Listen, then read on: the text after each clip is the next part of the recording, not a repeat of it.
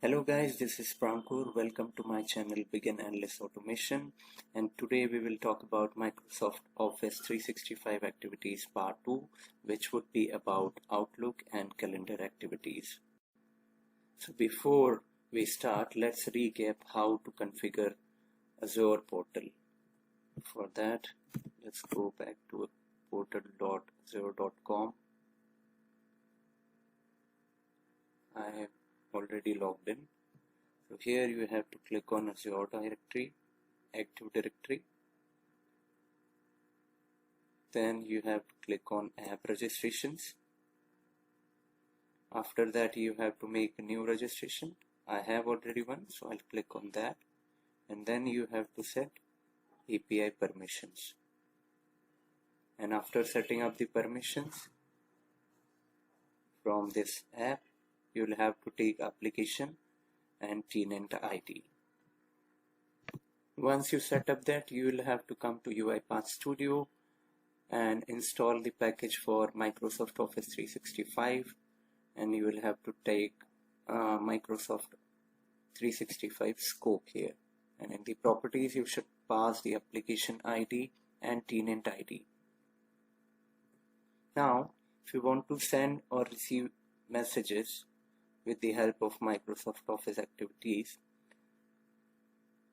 you should go to Integrations, Microsoft Office 365, and particularly Outlook category.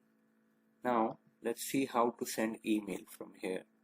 So just take send email activity, and here you can say this is a test subject, then this is test email body. Here you can attach files, whatever you want to attach. Now email address, it would take only the string array variable type in the email addresses. So I already have a variable of that kind, so I'll pass that, and you just have to run it and it will send the email. So today we will only see which data type you should pass, what should be the input, what should be the output. That's it. So this is how you can send emails. Now if you want to delete, forward or move email, first of all you should use get email activity. So if you go to properties, you can see the account, it is optional. If you have multiple accounts, so you should mention one of the account from which you want to send or receive emails. Otherwise you can leave it blank and it will take the default account from here. In the query field you can mention some of the condition to filter the emails what you would be retrieving, and result would be the list of all the emails, all the matching emails, and you can check mark as read or only unread messages. So what would happen, let's say if you are taking here, you will have to mention how many emails you want to retrieve. So if you check this field, so it will mark them as read, and this is the checkbox if you want to read only unread messages. So I'll just create a variable like all emails. Now let's go and check what kind of variable is this. So all emails is like office365.models.office message. So now what you can do, you can have a for each loop, this one, and you should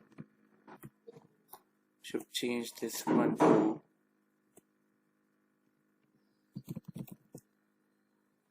Office 365 message. So now it will iterate on each and every email. From here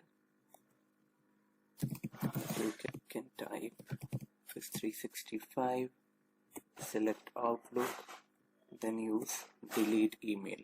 So you just have to pass this object item here and it will delete that particular email. But before that, you should see what filters you can apply based on this item. So let's write item dot. So it will list all the properties based on which we can filter the emails what we want to delete or forward. So as you can see, from is here, from field is here, headers are here, priority is here, based on which you can delete or forward the email. So for delete, you just have to pass this object item here and it will delete all the emails. Now let's see how to forward email. For forward also, you'll have to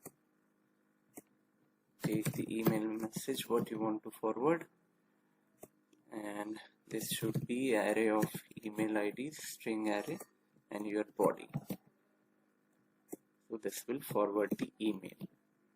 Now you can remove this and we'll see how to move email. So for moving the email, you just have to pass this item here and the destination folder name. Let's say new folder. So it will move the email from current folder to new folder. So this is how you can perform all the activities on Outlook. Now let's see how to perform some activities in calendar. So let me remove these activities first because our scope would be same. Collapse this. Now we have to work on calendar activities. So first of all, let's start with search events.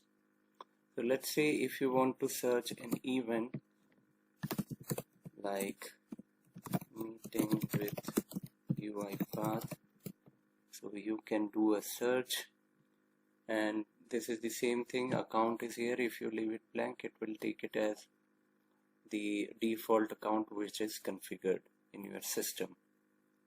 This is the search query we have already provided, and this is the calendar on which you want to perform this activity, and this particular property would take Microsoft graph.calendar type of input. And if you create a variable like all events, so it will list all the events related to this particular query. And let's see which kind of data type would be this. So it would be graph.event. So you can search the events in this way. Let me remove this. And then what we can do, we can create an event here. You will have to pass this is just event, then start time. Time should be given date time format. So let's say date time dot now, and then date time dot now dot add minutes. So in this way you can you should pass the double value for adding the minutes for testing purpose. Let's pass this one. Okay.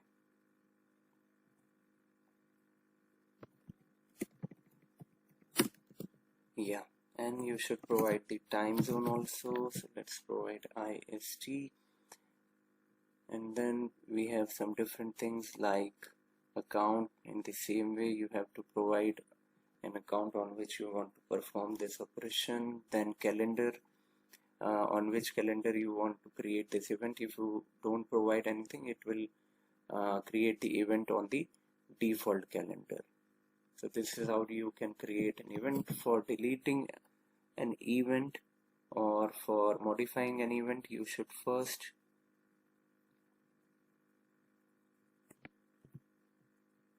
take this search event.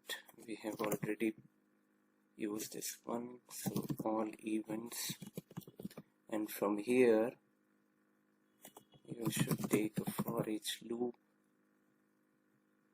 this one, and this was of type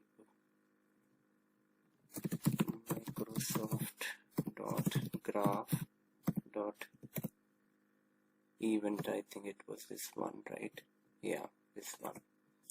So you should provide the argument type, and now you can iterate on each event.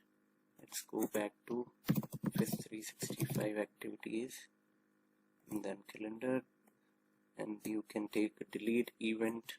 You can provide this event here, and you can modify the event also.